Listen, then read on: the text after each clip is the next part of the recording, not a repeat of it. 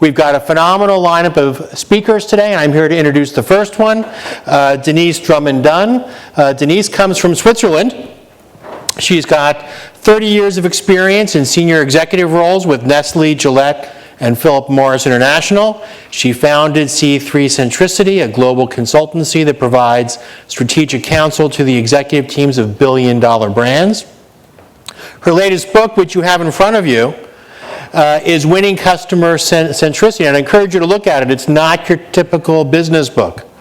It's very easy to read, and as Denyse says, there's a thought a day. So if you simply go through 2 pages a day, you've got a great book in front of you. And it's heralded by Paul Polman, who's the CEO of Unilever, as a must-read for today and tomorrow's marketers.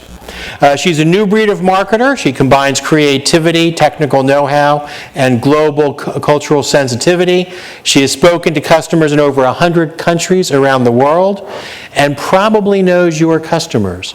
So without further ado, let me bring up Denyse for what I'm sure is going to be a very exciting presentation.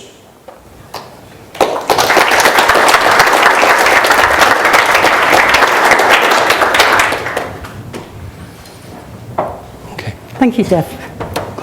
Good morning, everyone. Good morning. Oh, we're awake, are we? It's hard on a Monday morning, isn't it? So I thought I'd try and help to wake you up.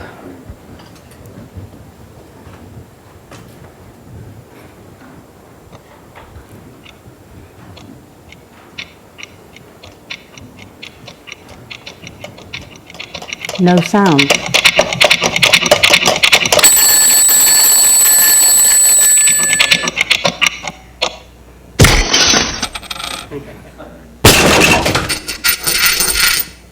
Okay, that wasn't as loud as I would have liked it, but I hope you're all awake. Monday mornings are never easy.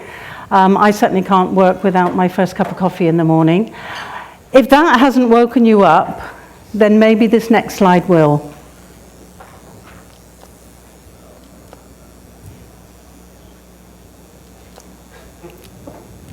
Fine, we're okay. Don't worry about it, Pierre. We're being replaced. People are being replaced today. Robots are replacing us in our homes, in our offices, and in a little while in our cars as well. Drones are delivering our products. Computers are delivering education. We are in a world of change, and it's going to get better or worse depending upon which side you're on. And in the market research industry, we're getting replaced as well. Or unless we come to some really good decisions over the next couple of days, we might risk being replaced. The market research industry, according to the latest ESOMAR figures, is stagnant. And for once, Europe is leading the way, but not in a happy way, because the industry is already declining in Europe. So we're not proud to be leading over North America, but you're not that far behind. Now you account for the lion's share. You account for 43% of the global market research industry at about 18 billion, and Europe is not far behind at 16.2. But what these figures show is that the time has come for us to do something about it. We've reached a tipping point, and if we don't respond, it's going to only get worse. And maybe the industry won't exist 10 years from now. Now, in the in the GRIT report that just came out at the end of last year, 3/4 of both suppliers and clients agree that now is the time to transform our industry. At least we both agree on it. But, as you can see, there's 23% who say, well, they're not sure, or no, it's not the right time to transform. So if there's anybody in the audience that's in those 23%, I'd love to talk to you in the breaks, because I'm definitely in that 77%. So I'd love to hear your views, either at the end when I can answer some questions, or in one of the breaks. please come up and tell me, because I think we've got to do something about it. Now, in that same GRIT report, they showed the top 10 challenges of the market research industry. And at least both suppliers and clients agree about the top 3. They are technology, consulting skills, and handling data. And Scott mentioned these in the introduction. What I find interesting about these results is that suppliers and clients don't really agree on what is the priority. As the suppliers are pushing to introduce new technologies into methodologies, on the client side, they're already struggling with the amount of data flowing into companies because it's no longer coming just from market research. So I think the good news is that at least we both agree that we need to improve our consulting skills.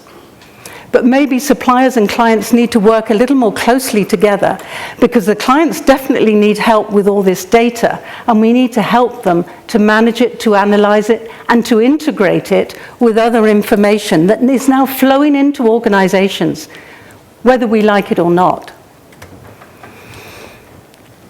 Marketing today has become as much an art as a science, and I was pleased that in the Korn Ferry results that they issued last year, the top 2 skills for marketing that are sought today are analytical skills and customer centricity.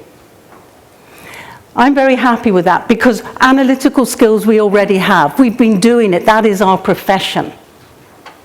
Analyzing and making sense of information, not just data. And to be honest, if we don't do something about it, well, the data scientists that we're hearing about all the time now, because of big data, are going to take that part of our role away. We are the best at analyzing data and information and integrating it. So we need to stand up and claim our spot. And customer centricity, well, if you don't know me, I'm a customer centricity champion. It's what I did in Nestle and Philip Morris, and I am very keen that businesses put the customer first. And I know P&G talked about the customer as boss, but the customer, the client, the consumer, however you talk about the people that make your business viable, we have to please satisfy and hopefully delight them. So marketing, art and science, customer centricity is important, and it makes good business sense. It's not just something that's the latest buzzword.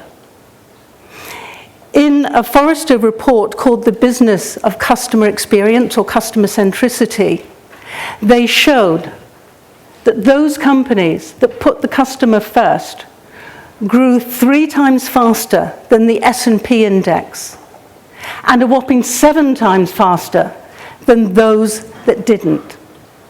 So customer experience, customer centricity makes sense. Now, Forrester mentioned in their report that one company they named as Sprint, that I think you all know, we don't know in Europe, but I think it's a telecom company, is that correct? Yes. Yeah, okay. I don't know their reputation, so I can talk naively about them.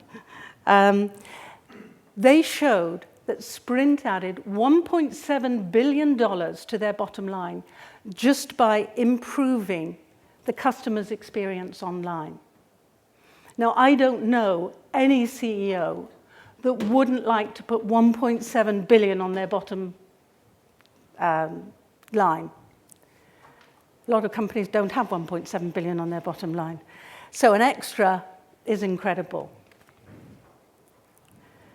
What the study also showed is that in those companies that were leading in customer experience, 91% of those had it as a top company objective, compared to less than half of the laggards. So it's very clear that customer experience and placing the customer first has to be a top company objective, sponsored by the CEO of the company, or at least somebody at board level. And in that way, you're going to grow your companies 3 times faster. Now, I want to help you to become more customer-centric and to help your clients also become more customer-centric. So I have 3 ideas for you.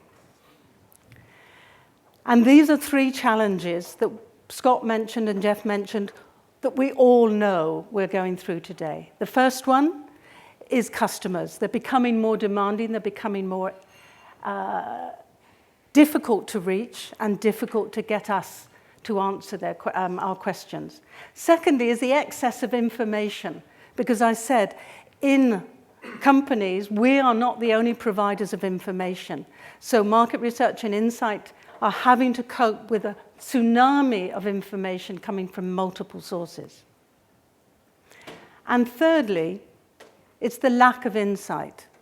And I'm surprised after all these years, I go into companies all the time and they're still working with information, not insight. So these are the 3 challenges that I want to address this morning.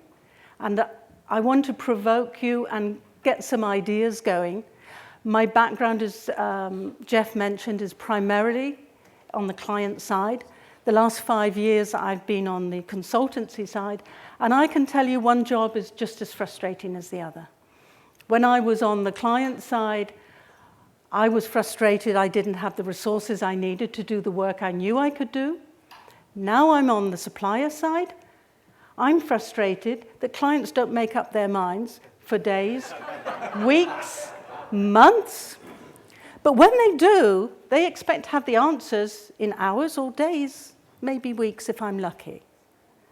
So I feel your pain, and I'm feeling it too now, because the supplier side, my golly, is that frustrating. So these 3 challenges, how are we going to address them? So the first one, exacting customers. The problem today is that people don't want to be interrupted in their daily lives. They're not sitting at home waiting for us to interview them. They're out and about, and yes, we can contact them through mobile, but we can't continue to do what we've always done and just put it on mobiles and expect them to answer. They don't want to be interrupted. They want to give their opinion. People love giving their opinions. But they want to choose where and when they give it. And we have to keep that in mind. So my proposition is, let's take the customer view. Be honest, would any of you like to fill in a 30-minute telephone interview? Would you like to respond to a battery of attribute statements that probably don't mean anything to you, and you're replying for brand after brand after brand? If we take a look at what we're asking our respondents to do, I think we wouldn't do it. So take the customer's perspective, and automatically we're going to improve our connection with our respondents, with our customers and clients. Let me give you a couple of examples of a way that we can take the customer's perspective. Now, this is the type of business objective that we're asked to help our clients with. What price should brand X be? If we turn that into customer-centric objective, that would be, at what price does our target value brand X? What price would they be willing to pay? Now, I think in terms of pricing, we're pretty good at understanding that when we talk price, we're actually talking value. But turning that business objective into a customer objective, immediately we know the questions we need to ask, and whether it's through price sensitivity or something else, we're going to get the answers that the business needs. Now, another example is this one. How can we grow the market share of brand A? Why is the brand not growing? Typical thing that we're asked to gather information about to understand. Turning it into a customer-centric objective would be, how can we attract consumers from competitor brand B who are looking for a low-sugar carbonated soft drink, as an example? Immediately, we know who we need to contact, we know where they're coming from, and we know what they're looking for. And I think you'll agree, by turning that business objective into a customer objective, immediately will deliver better answers and better research, because we know exactly where we have to go looking. So that is one way to solve this issue of demanding customers that don't reply to our interviews. I read that telephone interviews in the US are now under 9% response rate. I mean, 90% of our efforts are going to waste. That's crazy. We have to find a way of making our reports, our surveys, much easier to answer for our customers. In order to have that customer objective, we need to understand our customers better. Now, these are the results from ESOMAR's Global Market Research Survey. They just issued at the beginning of this year. And I was shocked. I don't know how you feel about these results. This is the split of the market research budget globally. Now, as you can see, we are spending 4 times as much budget on the 4 Ps of pack, price, promotion, and product than we are on the people. But how can we get the package or the product right if we don't know the people we're developing it for? Now, what is the reason for that? My feeling is that it's easier to test 2 products and say which is the winner, to test 2 packs, to do a price sensitivity to know what price we should be selling the product at. But how can we do it if we don't know who we're doing it for? I really believe we should be spending twice as much money on understanding the people as the other 4 Ps of marketing. Now, when I say understanding consumers, I don't mean the who of demographics. I don't mean the what that they're buying or consuming. I don't mean the where that they're seeing the advertising. I'm talking about the why. Why are they choosing the brand they choose? Why are they consuming what they do? Why are they motivated by our brand or not our brand? The why is far more important than the other 3 Ws. And that is what we need to work on in market research. And the reason that I say we need to work on it, these figures come from eConsultancy and show the basis of segmentation used by companies around the world. 1 in 10 are using psychographic, attitudinal, motivational elements for their segmentation. Most companies are still using demographics and behavioral data. Now, if that's all you use, the chances are you're going to be targeting young men, older housewives, just like everybody else. Unless you understand the why of the segment you're trying to attract, you're not going to attract them, let alone satisfy and delight them. So we need to be spending more of our budget, well, your clients need to be spending more of their budget on the attitudes, on the why of the customer, and not make do with just the demographics. So, it's no longer business as usual. We are going to have to move from measuring directly and from memory, which is what we do in our surveys, to indirect and probably real-time measurement. Things like smartphones, smart bands, etc., that measure everything without having to ask questions. I'm always quoted as saying, we'll start getting answers when we stop asking questions. Because when we ask questions, people give us an answer. But I'm not sure it's the whole truth and nothing but the truth. So if we can do it indirectly, and I think with the Internet of Things we'll be able to, we will get better answers. The surveys, instead of being long and infrequent when we have research, they're going to be more frequent, they're going to be shorter, and above all, they're going to be fun. As Scott mentioned, To engage the consumer is the only way we're going to get them to answer any sort of questions. So we have to be fun. We have to just ask the couple of questions that we need answering. And I know what it's like on the client side. Oh, well, as we're doing that research, could we just add this question? And could we just add this section? And suddenly our research becomes really long and complicated. We can't do that anymore. They have to be short and frequent. We'll do a couple of questions today. We'll do another couple of questions next week. The questions, they have to be fewer and very precise on the topic and not 5 topics in one questionnaire. The topics are going to go from the who, what, and why, where to the why, because as I've shown you, that is where we can really add value.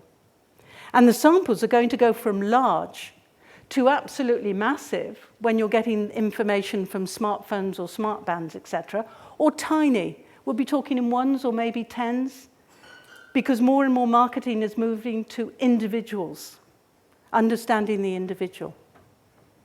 And finally, we're going to move from a market and brand focus to a customer focus. We're going to move to understanding people rather than brands. So it's not going to be business as usual. So that's some answers to our demanding customers. Now let's move on to the excess of information. As I said, information is coming from multiple sources, not just market research today.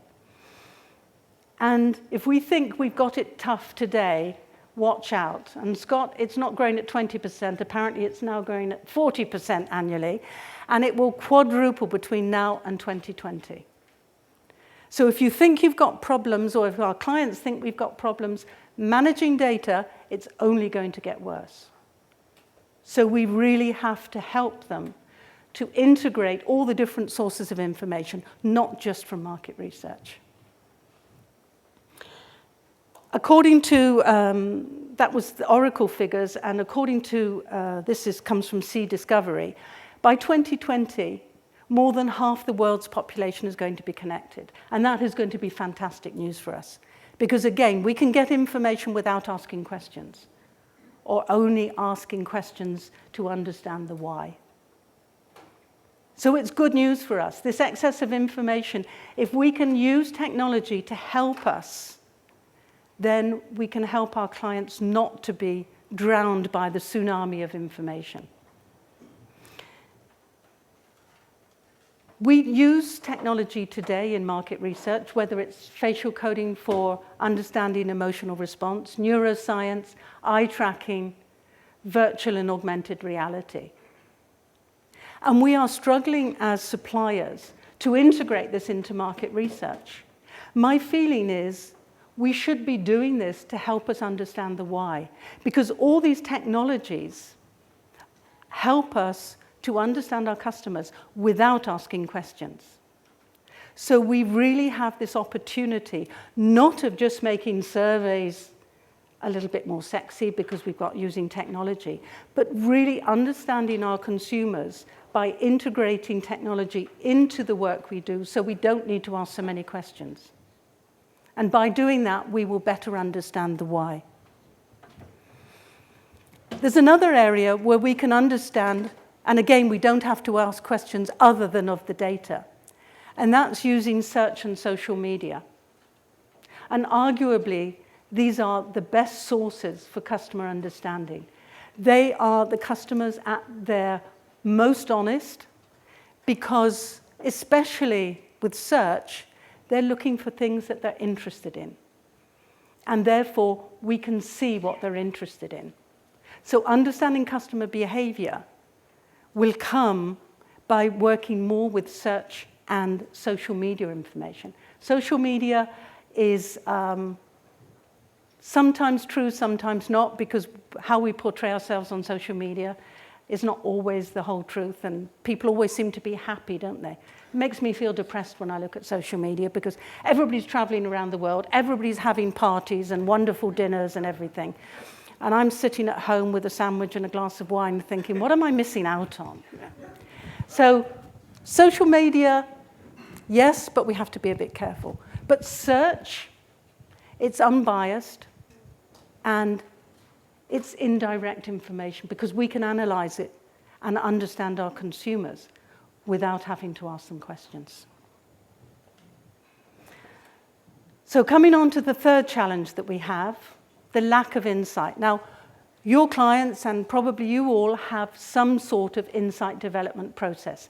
This is the sort of thing we have data and information being translated into knowledge and understanding and then into insight and hopefully action. Now, coming back to what I said about having customer objectives, you can see that having customer objectives also helps us to understand how we're going to action the insight at the end. So it's important that we keep in mind that when we're developing surveys, when we're integrating information, the idea is to understand our customers, to take action at the end.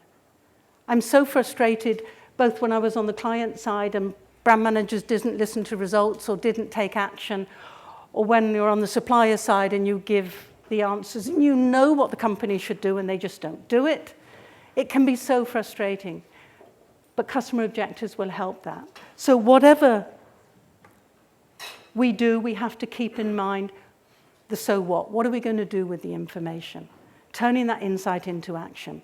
And in order to do that, we need to develop some new skills. And I've been talking about these for a couple of years now, and I was so pleased. I don't know if anybody's here from Vermeer and Millward Brown. I'm sure you've all seen the Insights 2020 report. And they talk about the new skills that we need to acquire. And interestingly, I came out with exactly the same ones a couple of years ago, but I called them the 3 S's of success. And they are synthesize, socialize, and surprise. Now, synthesize, I've already talked about. It's integrating all the information to develop insight. So I want to talk about how we socialize and how we surprise our clients. One thing I find is market researchers don't get out enough. They tend to sit behind their desks. Do you find that? We sit behind our desks, we feel more comfortable analyzing data and looking at results and writing reports and all the rest of it, than getting up and talking. And this is a great event for talking. So I'm looking forward to talking to lots of you. Lacking insight is, I believe, a direct result of the fact we don't socialize enough. And what do I mean by socializing? I mean becoming the voice of the consumer internally. I mean representing the consumer. I mean talking to people. Insight development, if it's done by market researchers, will not be a success. We need to get different perspectives to develop insight. And the only way we're going to do that is to build relationships with people across an organization, not just the people that commission research. And that way, we build up this relationship so when we are looking to develop insights, we can bring them in. They're happy to collaborate with us. And we can share so much that we learn when we're doing research. These nuggets that don't have anything to do with the objectives of the research, but are important to know about. We don't share enough of those nuggets, those other findings that we get when we're doing research, when we're connecting with consumers. So we really have to socialize, both internally, if the clients need to do the same internally, but we need to talk to people across the organization. And the other thing we need to do, we need to watch and listen to our customers more often. We need to surprise our colleagues by bringing them along. How many of you have spoken to the consumers or customers of your clients in the last month? Put your hands up. Come on, Nick. Only that? My golly, not even a quarter of you. How many have done it in the last week? Okay. How many have you done it not through market research? Talking on the care centres, great. We've got a few. Care centres, watching and listening to consumers in the shops, etc. Connecting with our consumers in their lives, not just through market research, which is a little bit of an artificial world, if you like. This is what we need to do more of. And we need to get our clients to do it. And we need to get our clients to bring their colleagues along to watch consumers. And from my experience in doing this, both in Philip Morris and Gillette, is that they become addicted to their customer. They understand the role they play in satisfying. They understand how important their job is to pleasing the customer. And they want to join, they will make changes, whatever they're in R&D or operations or whatever. They'll want to talk to consumers. They'll want to see if they notice they've improved the pack or that they like the new product. They'll talk to promotions and merchandising people in the supermarkets and things if they have the chance of doing that, or in the retail organizations if they have retail outlets. They love it, but we don't encourage them enough. We do it in research. But there's a whole world out there that we can research every day. And I want to share a couple of examples from Nestlé, one good and one less good, of examples of becoming the customer. Because it's not just enough to watch and listen to customers, you can also become the customer. And I had this great example with this, the first one, the infant formula. It was sold in a tin with a lid because it had to be airtight, keep it away from the light and humidity. And we had very few complaints from customers about the packaging. However, when I gave the brand managers the opportunity to become the parent, and those of you that are parents know this, when a baby wants to be fed, what do? They cry, don't they? And what do parents do to calm them down? They pick them up. So now, I've got a baby in this arm, and I have to open this tin. Now, it was fine before I held the tin, and I got a spoon or a knife, and I lift up the lid. I've now got a screaming baby in one hand. And it was only then that the brand managers realized the packaging was not suitable for their customers.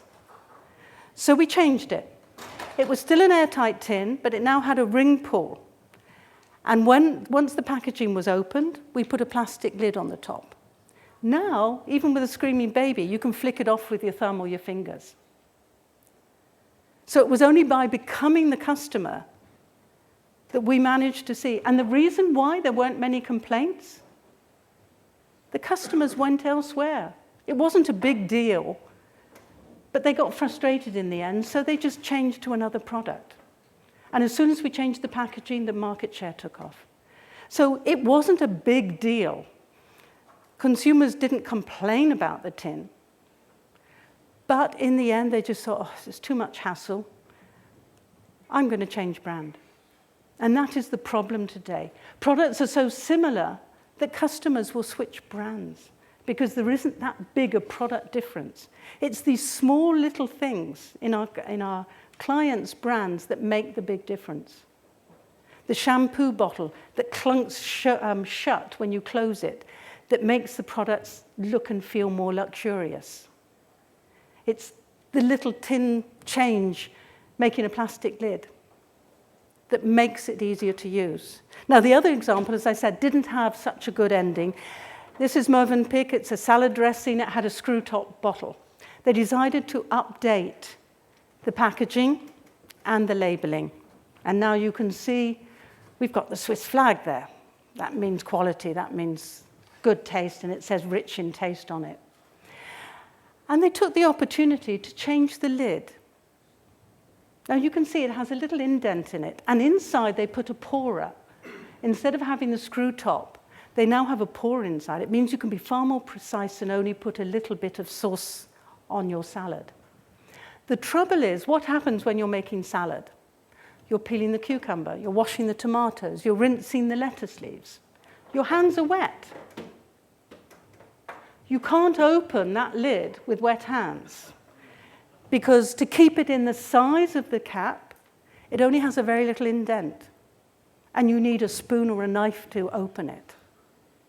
Now, I'm a sample of one. I changed brands. Again, the product wasn't that good to get frustrated every single day that I was making salad. So I just changed brands. They still hadn't changed the lid. I even wrote to the CEO and said, perhaps it's time to change your lid. He didn't respond. Not customer-centric. So I hope I've convinced you that customer centricity is the answer for both suppliers and clients. If we put our customers first, we cannot go wrong, because we will stop making a lot of the mistakes we're making today. We're going to improve what we do, and we're going to understand our customers better than anybody else. So, 3 major opportunities, challenges that I hope I've convinced you are actually opportunities. Exacting customers, excess of information, and lack of insights. Can you just put your fingers up like I've got? Okay.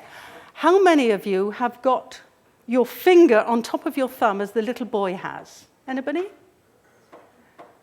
Okay. Whichever way you've got your finger, I've got, as you see, my thumb on top of my finger. Put it the other way round. Doesn't feel comfortable, does it? Feels a bit weird.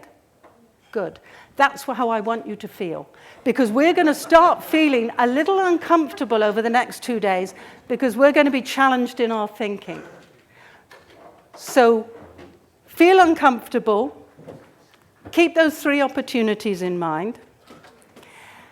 Because if we don't, I don't know where the market research industry is going to be. If we don't integrate technology and become more customer-centric, I don't know if we will even exist 10 years from now.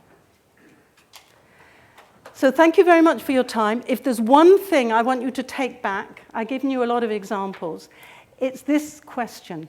What would our customers think of the decision we've just made or about to make? Every time you go into a meeting and you take a decision, ask what your clients, what your customers would think of that decision. If you don't think they'd like it, it's not the right decision, and it's time to reconsider. So thank you very much for your time. And I ask you, what will you change to lead customer centricity? Thank you, Denyse. That's just an outstanding presentation. And I think that one of the most, there are 2 embarrassing questions I never ask a CEO. One is, what's their vision statement? And the second is, when was the last time they talked to a customer? So I think it, points well made. So we have time for a few questions for Denyse. Any questions out there? All right, Scott. I've got actually one prescription, a debate that is going on within our organization every day. That is on the synthesis mission that you talk about. There was a slide earlier on that showed that one of the big gaps between perceived skill sets, that's a gap, is customers thought data management was a much bigger deal, or clients, than researchers did. Question on the continuum of, we take an output from big data and we go try and make it smarter, if you will, all the way down to actually doing some of the analysis ourselves and being able to manage and extract outputs out of big data. In that continuum, for the future of a market research organization, where would you point the future of kind of the market researcher or the journeyman? On that continuum, they got to be able to use and manage big data, to don't worry about it, just grab the outputs and try and make them, quite frankly, more usable. I talked about robots replacing many areas. I feel that in the future, the analysis will be more and more automated through machine learning and sophisticated algorithms. We will get the output. What, up until now, has not been replaced is our ability to think and analyze. So I feel that is where we need to concentrate. So use our skills, use our brains, because they won't be replaced, at least in our lifetimes, by the robots. But it is worrying that suppliers and clients are worried about different things. But I believe it's because, on the client side, they just have so much information coming in, not just from market research. And that's what I think we as suppliers have to help them, is to work with them to manage data. And I know it's always an issue, is to bring to get the clients to give us that information. It can really be a problem. They have to trust us to open their vaults of information, and it could be so much useful for us for understanding. Yes, Andrew? Great presentation. Thank you. You talked about socializing the voice of customers. You talked about socializing the voice of customer. Have you seen any innovative or interesting ways people are doing that? Or can you comment on anything you've observed? Just, I think it is hugely important for people to do. It's just, how do you make sure that you make that digestible and that executives will listen and take that information? It's building those relationships. That's what I mean by the socializing, is we're not good at talking to people. We tend so much to sit behind our desks because we have too much to do. I mean, to be fair, when I was on the client side, I was working 16-hour days, and I still didn't have enough time because I lacked the resources. I didn't have the budgets to ask you guys to help me. There was just too much. So I believe we have to hand over some of that data analysis, etc., back to you guys to feel comfortable. And then I can spend my time in the client side more socializing and more bringing in those other departments. Thanks. Does that answer? Okay. Yeah. Thank you. Any other questions? No? Andrew, Yes, go ahead. Denyse, as you know, I'm also passionate about customer centricity. It's important not only for clients but for our industry as well. Thank you. My question is, have you talked with the CEOs of many research companies about this issue and what it means for them in terms of changing their business model if they are going to be putting the customer first? Because as you said, I think in your presentation, saying no to the 40-minute, 1,000 interview a week tracker because it's giving you a lot of revenue, when everybody knows it's not customer-centric to do so, it's quite a nasty decision to make, but it's one they're going to have to make. Have you had any experience with how they respond to that question? No, I've spoken more on the client side than on the supplier side. And my feeling is that it's up to us on the supplier side to work with our clients internally, give them a copy of my book, get them to become the voice of the consumer inside. So it's really helping them to become the voice of the consumer.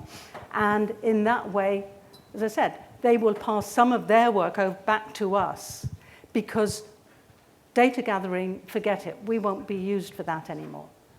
So we need to take that away from them. Technology will help on that, and then work with them to build up their voice of the consumer internally.